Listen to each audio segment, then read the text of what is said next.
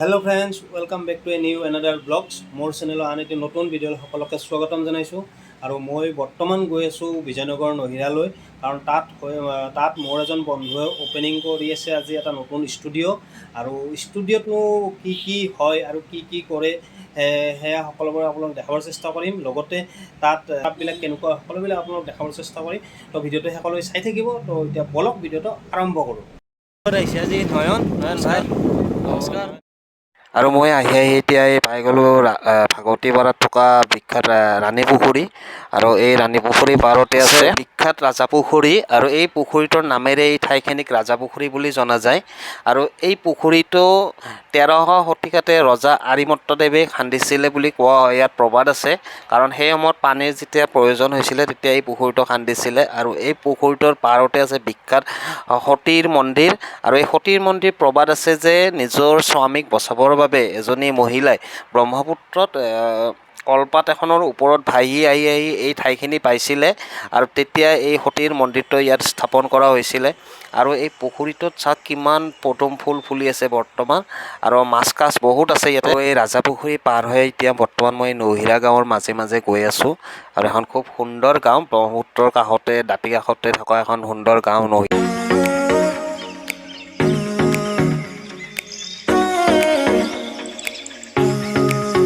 Finally আহি পালোঁ নহিৰা। আৰু এইটোৱে ষ্টুডিঅ'টো সেইটোফালে আছে। আৰু এইফালে আমাৰ যিটো বাইদেউ আহিছে, আৰু ইভাগে অমৰ জ্যোতি ভঁৰালীও আহি পালে। তো আমি গোটাইবিলাক ইভাগে নয়ন, তো আমি গোটাইবিলাক গৈ আছোঁ ভিতৰত। এতিয়া প্ৰথম চাহ খাব দিলে, গতিকে চাহ অকণমান খাই লওঁ, তাৰপিছত দেখাই আছোঁ আপোনাৰ সকলোবিলাকে। ফাইনেলি গাইজ মই আহি পালোঁ মৌপিয়া ষ্টুডিঅ', এইটো নহিৰাত আছে।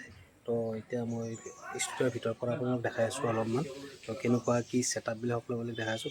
আৰু এই ৰুমটোত সোমাই এটা খুব ধুনীয়া পৰিৱেশ সেয়া চাব পাৰিব। কম্পিউটাৰ আগত আছে, তাৰপিছত এইখন হৈছে গীটাৰ ৰাখি থৈছে ধুনীয়াকৈ। তাৰপিছত এইখন হৈছে কীবৰ্ড। এইখনত সকলোৱে মিউজিক এইখনতে কৰা হয়। এটা গান এটা কৰিবৰ কাৰণে প্ৰথম মিউজিক কৰিব লাগে, আৰু ইয়াতে মিউজিক কৰা হয়।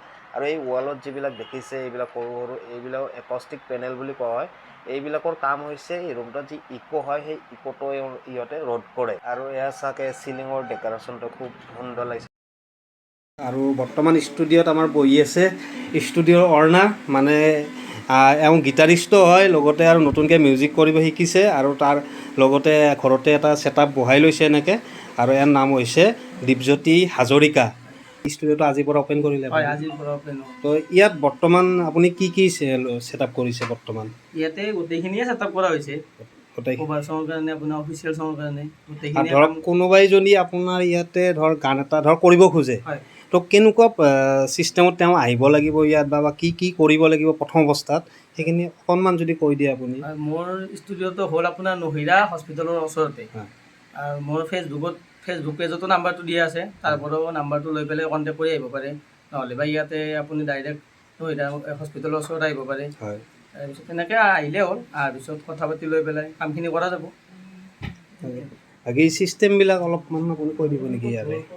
ছিষ্টেমবিলাক ধৰক ইয়াতে আপোনাৰ গান এটা কৰিবলৈ হ'লে প্ৰথমতে আমি তাৰ ধৰক টেম্প'বিলাক ছেট কৰা যায়, কেনেকুৱা টেম্প'ত গানটো কৰিলে ভাল লাগিব। তাৰপিছত টিউনটো শুনা যায় কেনেকুৱা কি, তাৰপিছত এনেকৈ আৰু বাকীবিলাক কাম কৰা যায়। আৰু এইখিনিয়ে আছিলে ইয়াৰে এই ছেটআপটোৰ গোটেইখিনি। আৰু মই বৰ্তমান দেখাই দিছোঁ ইয়াৰে যে এইখিনি বস্তু আছে। আৰু এইখিনি আমাক জনাই দিব আমাৰ নয়ন আছে লগত। আমাৰ নয়নে ভালকৈ জনাই দিব পাৰিব ইয়াৰ বস্তু। নয়নে আমাক জনাই দিব এইখিনি কথাই, কাৰণ এই ক'ব গ'লে ইয়াৰে এই চাউণ্ড ইঞ্জিনিয়াৰ বুলি ক'লেও ভুল নহয়। নয়নে অকণমান আমাক বুজাই দিয়ক যে এই ছিষ্টেমবিলাক কেনেকুৱা ধৰণৰ, কি কৰিব লাগে। এইখন হৈছে চাউণ্ড কাৰ্ড, মানে এইখন আচলতে A2D কনভাৰ্টাৰ। আমাৰ যিটো মাইক্ৰফোনৰ পৰা ছিগনেল আহে ইয়াত A2D কনভাৰ্ট হয়, ডিজিটেল ডট কনভাৰ্ট হয়, ইয়াত ৰেকৰ্ডিং হয়। এইটো চাউণ্ড কাৰ্ড বুলি কয়। তাৰে পিছত এইখন হৈছে মিডি কীবৰ্ড, মিডি কণ্ট্ৰলাৰ। এইখন কীবৰ্ডো আচলতে ইয়াত ইয়াৰ দ্বাৰাই চাউণ্ড আমি প্ৰডিউচ কৰি মিউজিক কৰোঁ। এইটো হৈছে এই দুটা মনিটৰ স্পীকাৰ। এইটো হৈছে মেইন মনিটৰ, যিটো চাই আমি কাম কৰোঁ। তাৰে পিছত ইয়াতে কীবৰ্ড মাউচ আছে চব। এডাল মাইক্ৰফোন ষ্টেণ্ড, এইখন লিড, এইখন একষ্টিক গিটাৰ।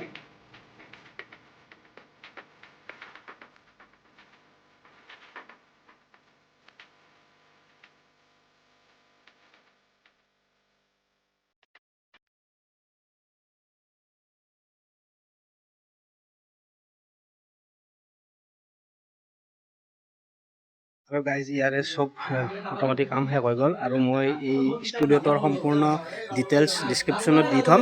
তো আপোনালোকে যদি কোনোবাই ইয়াতে গান কিবা কৰিব খোজে গানৰ ইয়াত যোগাযোগ কৰিব পাৰে।